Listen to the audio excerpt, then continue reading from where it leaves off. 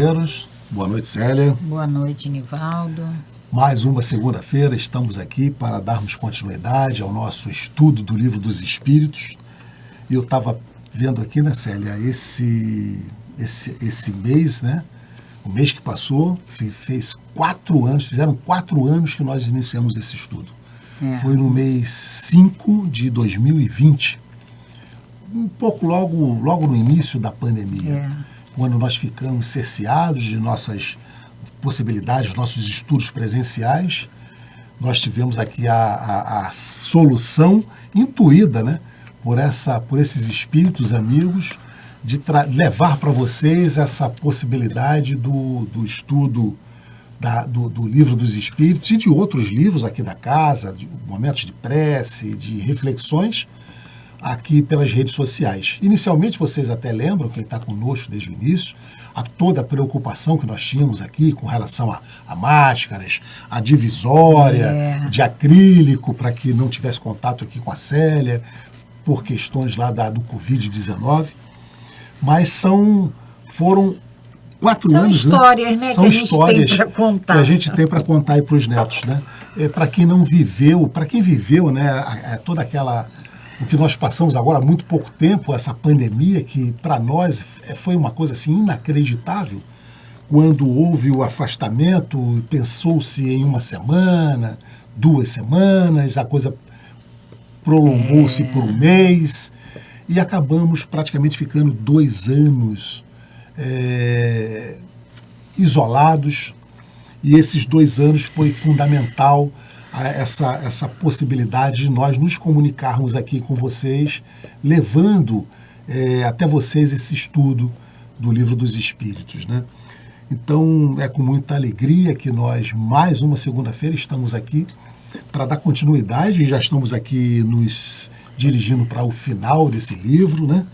Mas com muita gratidão e com muita alegria, assim, né? Expectativa de ter podido levar para vocês um pouco desse entendimento que Kardec deixou para nós e que Jesus havia nos prometido, esse consolador prometido por ele, quando disse lá aos seus apóstolos: se me amais, eu pedirei ao Pai, e ele vos mandará um outro consolador que ficará convosco até o fim dos dias.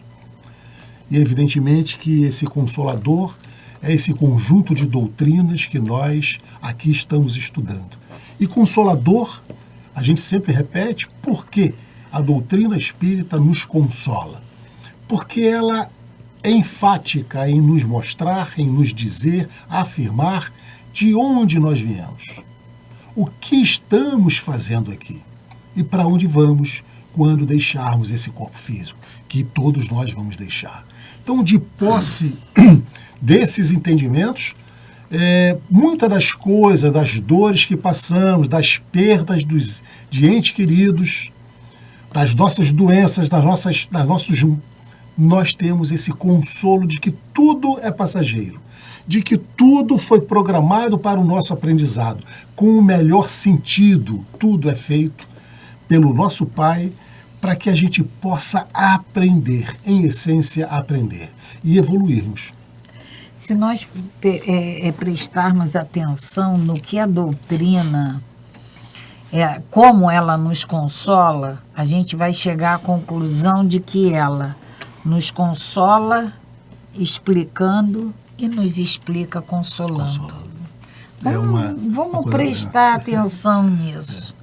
Ela nos consola explicando tudo. Então, Célia, quem está passando, né, por dificuldades, seja ela de que ordem for, a gente sempre diz aqui, ou física, saúde, familiar, relacionamento, financeiro, doenças, que está, às vezes, no limite, mas tenha certeza de que tudo isso vai passar. Tudo isso vai passar.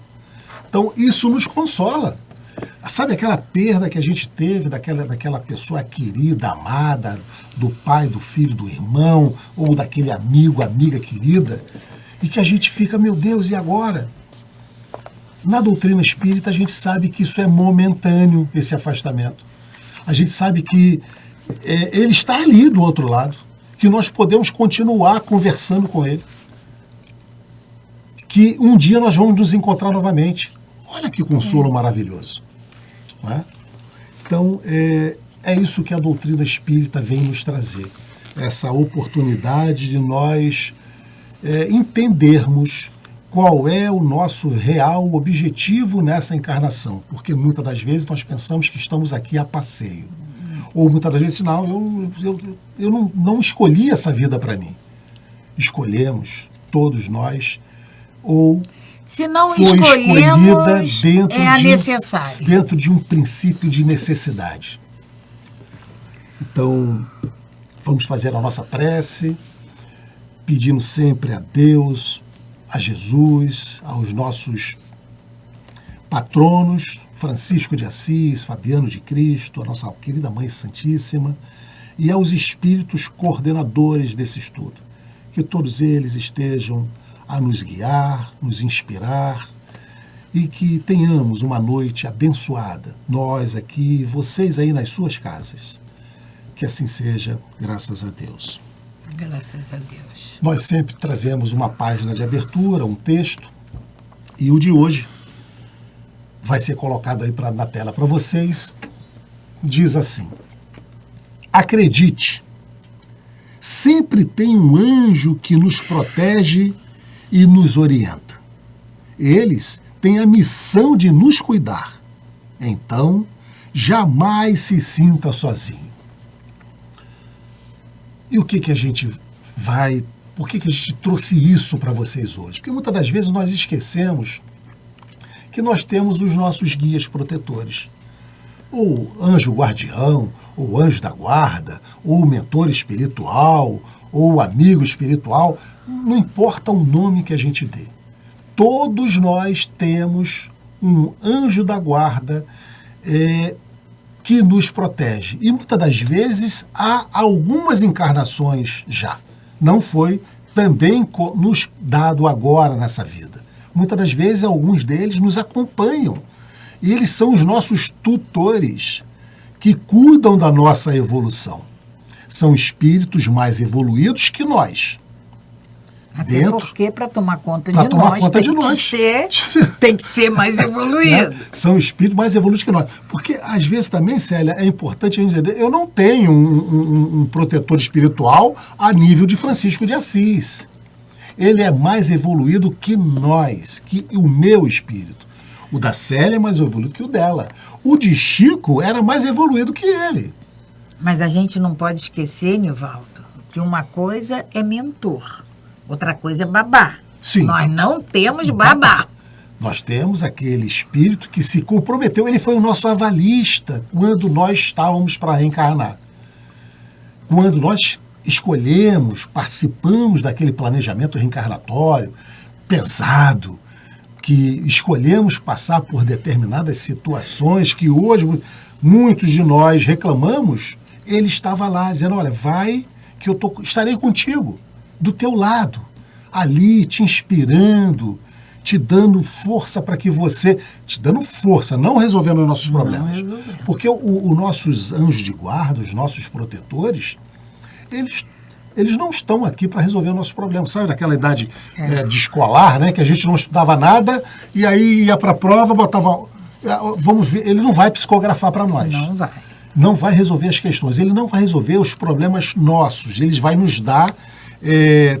tranquilidade, ele vai nos dar paciência, vai nos ajudar na paciência, vai nos intuir, mas nós temos que fazer a nossa parte.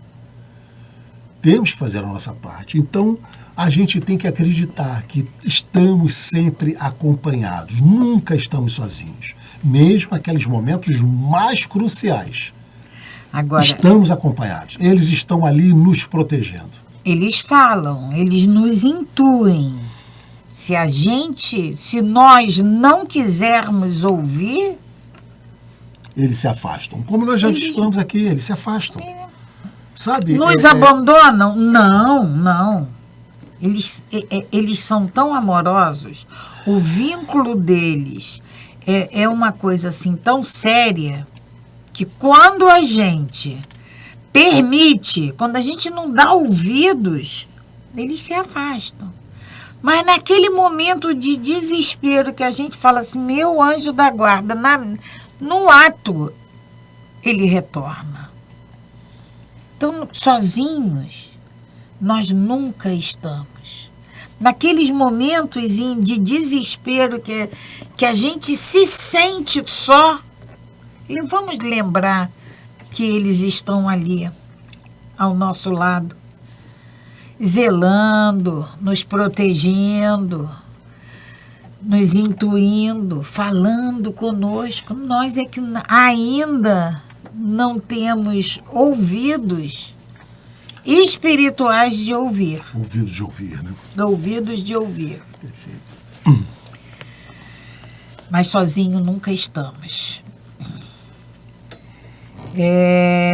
Vamos ao nosso estudo, nós vamos voltar na questão 891, porque na semana passada nós não acabamos de ver a resposta da espiritualidade. Então vamos retornar à pergunta de Kardec. Estando na natureza o amor materno, como é que há mães que odeiam os filhos? E não raro desde a infância destes. Nós chegamos a comentar que isso aí é noticiado, vira e mexe está sendo noticiado. Criança achada na lata do lixo, mãe que maltrata, que chega mesmo a interromper aquela encarnação da criança. E a espiritualidade nos responde. Às vezes, é uma prova que o espírito do filho escolheu, ou uma expiação. Se aconteceu de ter sido mau pai, ou mãe perversa, ou mau filho, noutra existência. Em todos os casos, a mãe má não pode deixar de ser animada por um mau espírito que procura criar embaraços ao filho, a fim de que sucumba na prova que buscou. Agora mesmo, nós, na nossa página de abertura, nós nunca estamos sozinhos. Nós já estudamos também que a nossa sintonia, a nossa afinidade é que vai fazer com que a gente escolha as nossas companhias. E aí nós temos amigos que nos protegem, como aqui na matéria. Nós não temos aqueles amigos do coração, mas nós também temos aqueles que não gostam da gente. No mundo espiritual, no mundo invisível, é a mesma coisa. Nós temos o nosso mentor, mas nós temos também aqueles que querem que a gente sucumba, quer que a gente falhe. E aí a pergunta seria, né, Célia? O Kardec diz aqui, textualmente, os espíritos dizem aqui, desculpe, textualmente, que em todos os casos, nesses casos, a mãe má só pode ser animada por um espírito mau. E eles dizem aqui, mas como é permitido isso? Ela está na própria resposta. Ele próprio pode ter sido um mau pai, ou uma mãe má, ruim, ou um filho mau. Então, é uma forma dele expiar, dele entender, aprender o que ele foi no passado, em outras encarnações. Né? E essa influenciação que é exercida sobre a mãe, ou o filho, ou o pai, é exercida porque a mãe, o filho ou o pai está permitindo. Porque a afinidade está existindo. Porque uma prece, um pensamento elevado, um sentimento elevado resolve qualquer influência. E continua a espiritualidade. Esta violação das leis da natureza, porém, não ficará impune. E o espírito do filho será recompensado pelos obstáculos de que haja triunfado. Ele precisa resistir àquilo. O compromisso, no caso da pergunta de Kardec, que ele fala da mãe, a mãe que odeia. O filho resistindo, ele sai triunfado dessa situação. Agora, se ele resolve revidar esse ódio, aí é uma outra situação. E foi por isso que você disse, né, que eles, em determinadas situações, nada pode ser afirmado.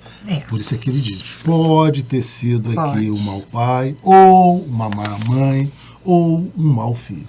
Então, são diversas possibilidades para que possa ocorrer uma situação desse nível. Né? Até porque essa mãe que odeia o filho, a gente precisa entender que é como se nosso pai viesse para nós mães, e falasse assim, toma conta do meu filho. Porque antes de serem nossos filhos, são filhos de Deus. Nós somos filhos de Deus. Então é como se ele falasse para nós, toma conta do meu filho. Encaminha ele, ensina ele, protege. E aí a gente odeia. Então, isso não fica impune, não fica impune. E vamos para a última pergunta que Kardec faz sobre esse tópico de amor maternal e filial. Kardec, para fechar esse assunto, ele pergunta: quando os pais têm filhos que lhes causam desgostos, não serão desculpáveis por não sentirem por eles a ternura que sentiriam em caso contrário? Então, meu filho desvirtuou e eu não vou ser desculpável por não sentir por ele a mesma ternura por ele ter desvirtuado? É o que Kardec está perguntando. Aí, antes da resposta dos espíritos, vamos parar e vamos pensar. Esse espírito foi bebê. Esse espírito teve 1 aninho, 2 aninhos, 3, 4, 5. Esse menino aprendeu esse bebezinho aprendeu a falar. Ele cresceu, ele foi para a escola, ele começou a praticar determinadas coisas. Eu não prestei atenção. Ele cresceu mais e foi... Ou seja, agora ele me causa desgosto. Eu vou ser desculpada? Isso aí é uma pergunta minha. Eu vou ser desculpada? Aí vamos ver o que é a espiritualidade. A espiritualidade responde, né? Não. Porque a pergunta de Kardec é que quando os pais têm filhos que lhes causam desgostos, se seriam desculpáveis por não sentirem por eles a ternura que deveriam sentir, né? Então, e aí ele diz que não, porque é um encargo que lhes foi confiado. É a missão deles, é fazer todos os esforços para conduzi-los ao bem. O pai tem essa missão de fazer todo o esforço para conduzir esse filho nos caminhos do bem. Mas esses desgostos são muitas vezes a consequência do mau costume a que se habituaram desde o berço. Colherão então o que semearam. Então, nessa questão, né, ele pede para que a gente vá a duas questões, vamos daqui a pouco, mas o que a gente percebe aqui, Célia? Né, como você disse, né, os pais têm essa missão de ter o filho como bebezinho, como neném, vai criando, e é obrigação do pai aprender a dar limites, dizer não, moldar o espírito dessa criança no bem. Nivaldo, porque a gente vai ouvir muito isso. Mas eu dei tudo a ele. Tudo que ele queria, eu dei. O que nós demos, na verdade? O que nós demos? A gente observa hoje, né, Célia, na criação, né, o pessoal um pouco mais maduro, você lembra da tua criação, da tua infância, né? Da década, quem nasceu lá nos anos 50, 60, 70, né, em que as famílias eram até mais numerosas que hoje. Eram até mais numerosas. E tínhamos algumas características. As mães, na sua grande maioria, não trabalhavam fora, até pela própria família ser mais numerosa. Tinham essa incumbência de cuidar. As facilidades eram outras. Hoje a gente percebe que há uma benesse, uma benevolência muito grande com relação aos pais do ponto de vista material para tentarem suprir uma falta que muitas das vezes eles tentam resolver pela ausência do pai e da mãe, que hoje precisa trabalhar fora. Então, você diz, como você falou aí, muitos dos pais dizem, mas eu dei tudo para os meus filhos. O que nós demos? O que é o tudo?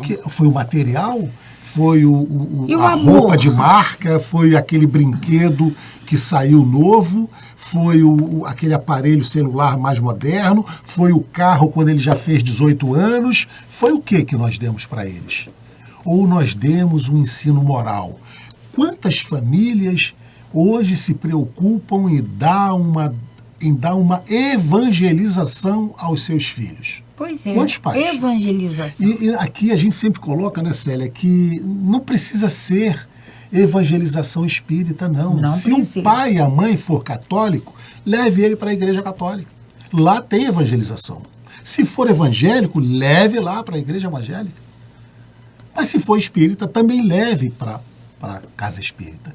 Porque nós não podemos deixar que essas crianças, enquanto estão com o seu livre-arbítrio cerceados, resolvam o que querem fazer da vida. Eu vou deixar que eles cresçam, quando eles crescerem, eles vão escolher o que eles querem ser. Não. Eles precisam ser moldados. Porque nós vimos aqui em questões anteriores que quando da adolescência o espírito retorna ao que era antes de reencarnar. Se ele não tiver passado por esse período em que ele teve a sua liberdade cerceada para que ele fosse moldado pelos pais, se não foi aproveitado esse período, pouca coisa nós vamos poder fazer depois. Nessa questão, Nivaldo, ele vai pedir para que a gente vá a 582 e a 583. Foi lá? Na 583, ele pergunta... na 582, pode-se considerar como missão a paternidade? Tanto a paternidade quanto a maternidade. É uma missão. A espiritualidade, eles nos respondem, sem contestação possível, uma verdadeira missão. A paternidade é uma verdadeira missão. Nós precisamos mostrar aos nossos filhos o caminho do bem. Nós precisamos apresentar a eles Deus. É o nosso dever. É nosso dever. Dentro dessa missão, nós temos os deveres a cumprir. E aí, na 583, Kardec pergunta: são responsáveis os pais pelo transviamento de um filho que envereda pelo caminho do mal, apesar dos cuidados que lhe dispensaram? Ou seja, os pais cumpriram com a missão que cabia a eles. Fizeram tudo que cabia a eles. Vão ser responsáveis por esse filho se transviar? Não. Porém, quanto piores forem as propensões do filho, tanto mais pesada é a tarefa e tanto maior o mérito dos pais se conseguirem desviá-lo do mau caminho. Ou seja, abandonar o filho nunca. E aí, na 583, tem a letra A: se um filho se torna homem de bem. Aí é o contrário. Não obstante a negligência e os maus exemplos de seus pais, tiram estes daí algum proveito? Eles só respondem assim: Deus é justo. A gente Célia, só vai colher o que a gente planta. Nessa criação dos nossos filhos, né, nós temos que aprender, entender que nós precisamos dar limites, dizer não, dar liberdade com responsabilidade e mostrar para eles sempre o bônus e o ônus de cada coisa decisões que a gente tomar na vida. É criar cidadão do bem, de bem, mostrando para eles a realidade. Nossas crianças, eles precisam entender que toda ação gera uma reação. Todo ato tem uma consequência. E nós temos que ser responsáveis, assim como eles têm que ser responsáveis pelos seus atos. A gente não pode achar, não, mas meu bebezinho tem um homem burro velho e é bebê ainda. Isso aí a culpa é só dele? Porque para ele é conveniente, em algumas situações, ser tratado como bebê. Ter uma mão que passa por cima. Não assumir a responsabilidade pelos seus atos, né? Seus atos. Então, essa liberdade com responsabilidade, a gente precisa passar isso para os nossos filhos. Se meu filho, ele tem prova, ele entra em semana de prova, ele não estuda e ele se sai, tem um rendimento péssimo, a culpa é da professora. Eu vou lá e vou botar a culpa na professora. Meu filho precisa entender que aquele rendimento dele, ele é o responsável por aquilo. Estudar é o trabalho dele, é a responsabilidade dele. Mas aí eu vou lá na escola e acabo com a professora. Então... A culpa é da professora. E vamos mudar de tópico agora, vamos mudar de capítulo, né? Vamos para o capítulo 12, Perfeição moral. É a nossa meta. 12, Perfeição moral, é a nossa meta. É a nossa meta. Aqui nós vamos estudar as virtudes e os vícios, vamos estudar as paixões, vamos falar sobre o egoísmo, caracteres do homem de bem, que nós queremos ser, e o conhecimento de si mesmo. Que é muito difícil. Essa questão, a questão 919, é uma questão também enigmática, emblemática, né? Do Livro dos Espíritos, né? Que é uma questão que Santo Agostinho traz para nós uma citação de Sócrates, né? Conhece-te a ti mesmo. Então, nós vamos chegar lá. Questão 919. Mas antes, vamos aqui às virtudes e os vícios, né? Sou eu, né? É você. As virtudes e os vícios. qual a mais meritória de todas as virtudes? Qual é a maior virtude? Aí, Célia, eu fiz aqui uma relação, né, de vícios e virtudes. Vícios. A gente pode falar em ira, avareza, gula, a preguiça, a vaidade e as duas últimas, né, o orgulho e o egoísmo. São as maiores, né, que nós, Kardec, os espíritos comentam para nós. E as virtudes? A paciência, a caridade, a temperança, a bondade, a coragem, a calma, a modéstia, a justiça, a diligência e a humildade. Então, são os vícios e as virtudes. Kardec pergunta, né, como você falou, Célia, qual é a maior? A maior. A mais meritória de todas as virtudes. Nós falamos aqui, né, paciência, caridade, temperança, bondade, coragem, calma, modéstia, justiça, diligência e humildade. Qual será a maior delas? E a espiritualidade nos diz assim: toda virtude, todas elas, tem seu mérito próprio, porque todas indicam progresso na senda do bem. É o caminho que nós temos que trilhar.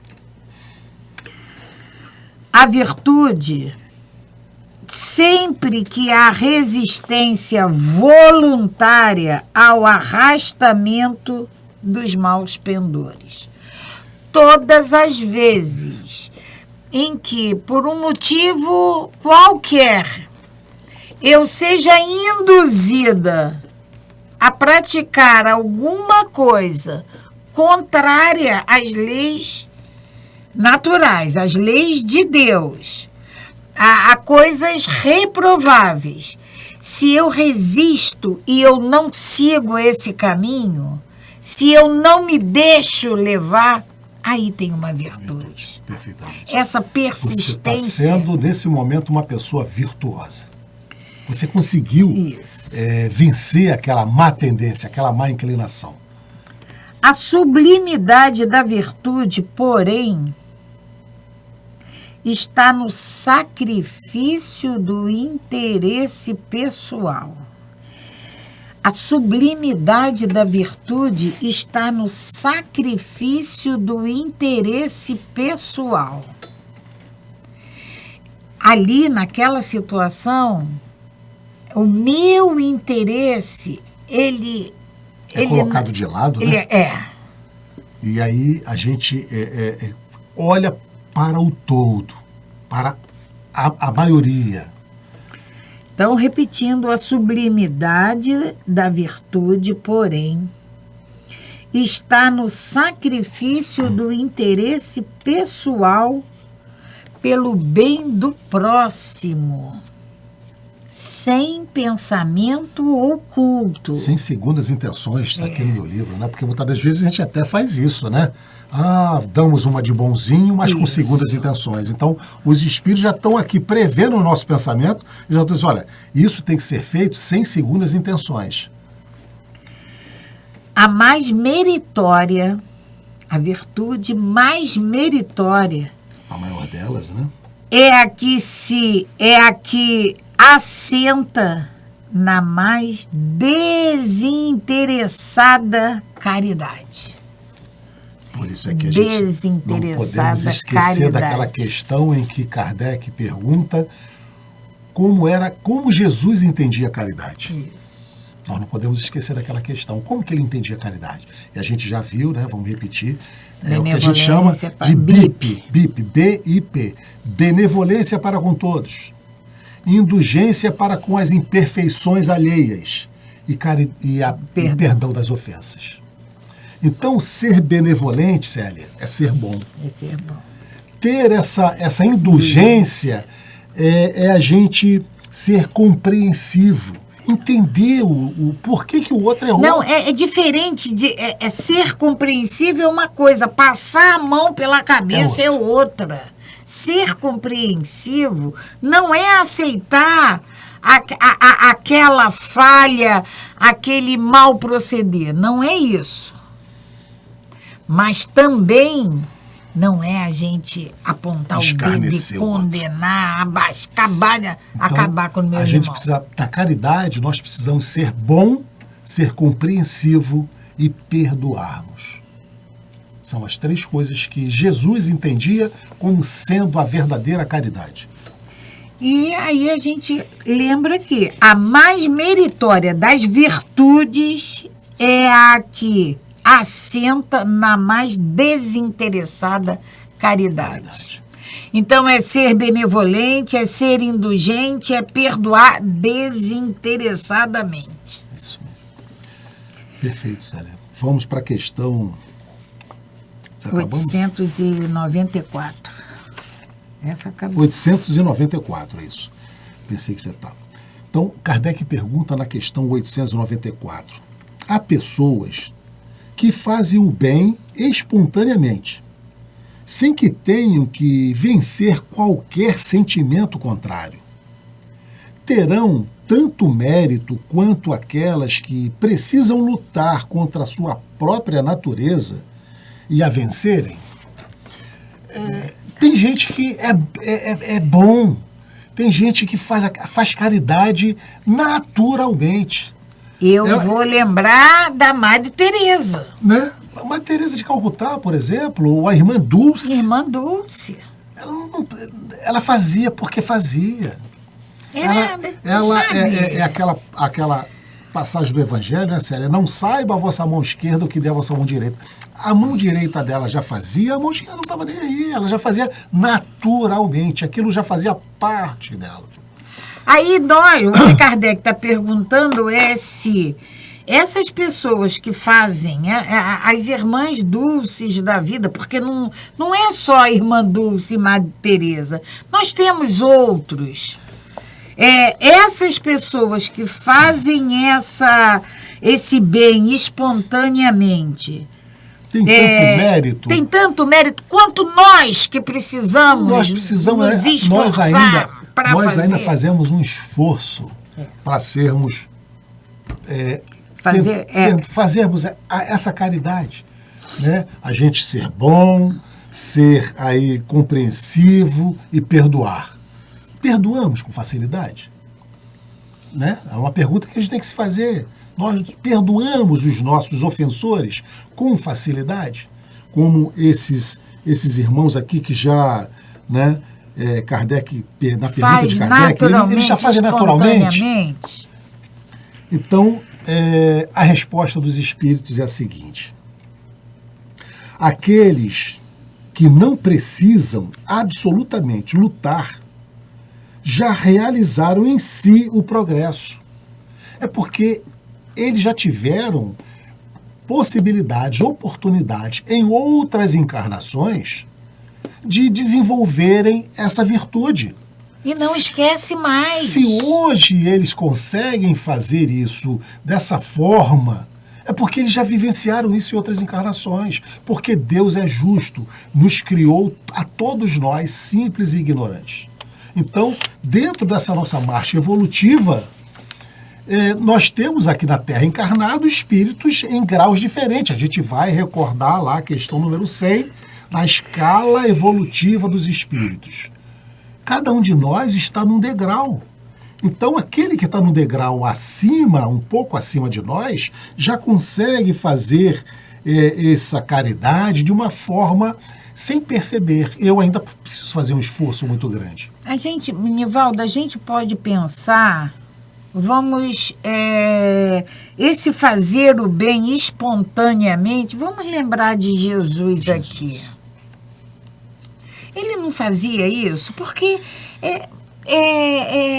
o seu espírito já era um espírito super evoluído. Sabe? Ele já tinha superado, já tinha passado por essa fase de ter que fazer esforço para fazer o bem. Então é a mesma coisa que nós. Aprendemos a ler. Alguém diz assim, não, eu não vou ler, eu não quero ler. Você olhou, leu. Você já leu. E assim... É automático. É automático. E assim Agora, são Célia, esses irmãos que fazem o bem esses espontaneamente. que já conseguem fazer esse bem automaticamente, esses que já conseguem ler automaticamente, é porque já aprenderam a ler. Já É porque já aprenderam. aprenderam em encarnações passadas, já desenvolveram essa virtude. Mas vamos continuar. Vamos. Então, aqueles que não precisam absolutamente lutar, já realizaram em si o progresso. Outrora lutaram e triunfaram. Outrora lutaram e triunfaram. É por isso que os bons sentimentos não lhe custam esforço algum e suas ações lhes parecem muito simples, fazem com naturalidade. O bem tornou-se para eles um hábito. Deve-se, portanto, honrá-los como velhos guerreiros que conquistaram seus postos. Então, já viveram já tiveram essa oportunidade de desenvolver essas virtudes em outras encarnações. Então, hoje, eles fazem isso naturalmente. Espontaneamente. É a mesma coisa que a espiritualidade nos diz, que no mundo espiritual a felicidade deles é trabalhar. É natural. Isso aí é espontâneo. Não é sacrifício. Não é sacrifício. E eles continuam, Célia. Como ainda estás distante da perfeição, estes exemplos vos espantam. Para nós, nos espantam. A gente vê alguém que faça essa caridade assim espontaneamente. A gente sempre fala aqui de quem? Irmã Dulce, da Madre Teresa de Calcutá. Falamos de Chico. Falamos de Chico porque são exemplos que nos espantam. Como pode? Né? Pelo contraste. E vos admirais tanto mais, quanto mais raros eles são. Mas ficais sabendo que, nos mundos mais adiantados que o vosso, o que entre vós é uma exceção, constitui a regra. Em mundos mais evoluídos, a regra vai ser essa. A regra é essa. É essa. É se fazer o bem pelo naturalmente. Nesses mundos, o sentimento do bem é por toda a parte espontâneo, porque são habitados somente por bons espíritos. Então, bons espíritos, a gente imagina bons espíritos praticando mal? Não tem. Então, bons espíritos só praticam o bem. E aí eles dizem, e uma única má intenção, se você tiver desses mundos uma única má intenção... É intenção, não é fazer, não. Intenção. Seria uma exceção monstruosa. Uma simples má intenção. Seria uma exceção monstruosa. Eis porque neles os homens são felizes. O mesmo acontecerá na terra. Olha que coisa maravilhosa que eles nos dizem aqui. Olha o nosso consolo. Olha o consolo, né? O mesmo acontecerá na terra quando a humanidade estiver transformada. E quando compreender e praticar a caridade na sua verdadeira acepção. Qual é a verdadeira? Qual é a questão? Questão 889 é o BIP. Caridade para com todos, indulgência para com as imperfeições alheias e o perdão das ofensas. É ser bom, ser compreensivo e perdoar. É isso que nós temos que fazer. É assim que nós temos que ser. Então, Célia, são questões, né, que a gente... Cada questão dessa que a gente lê, a gente tem a possibilidade de pensar nelas, são questões maravilhosas para o nosso entendimento, para o nosso consolo. A gente saber que a Terra um dia será assim. Habitada por a Terra será habitada bons. Assim. E aí nós não precisamos ficar preocupados. Mas eu não estarei mais aqui. Estará sim. Estará sim. Muito provavelmente em outros corpos. Mas estará. Aproveitando, porque somos nós que fazemos parte desses 25 bilhões de espíritos que Deus entregou para que Jesus nos conduzisse De volta aí. a mundos felizes, de volta a Ele. Então, somos nós que estaremos aqui, em outros corpos, como estivemos aqui em épocas mais bárbaras. Somos nós que estaremos aqui aproveitando desse mundo, dessa terra mais evoluída.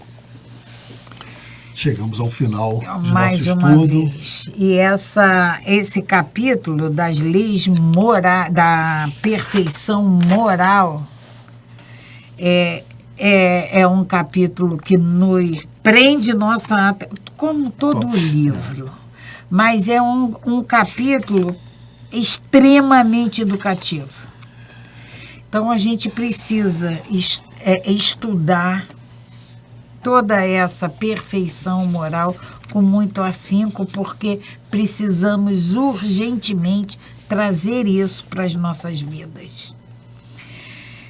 E aí, Pai, te pedimos a tua proteção, Mestre Jesus, a todos esses amigos espirituais, aos nossos mentores, para que nos ajudem, para que nos fortaleçam nessa nossa procura, nessa nossa perseverança de interiorizarmos esses ensinamentos, de senti-los, de poder pô-los em práticas, exercitar esses ensinamentos, porque precisamos, já entendemos que o caminho, Mestre, não é outro senão esse.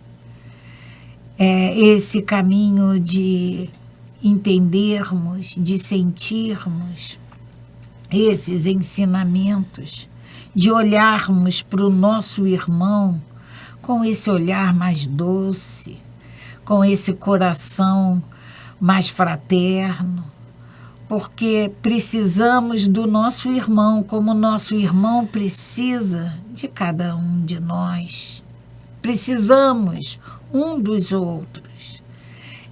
São as nossas desigualdades que nos fazem exercitar esses ensinamentos. Te pedimos, Mestre, nos guie, ilumine esse caminho que precisamos percorrer. Ajuda-nos a desenvolver essa sensibilidade do nosso ser espiritual. Esteja conosco, nos protegendo, nos amparando, nos fortificando. Que assim seja, Mestre. Graças a Deus. Graças a Deus.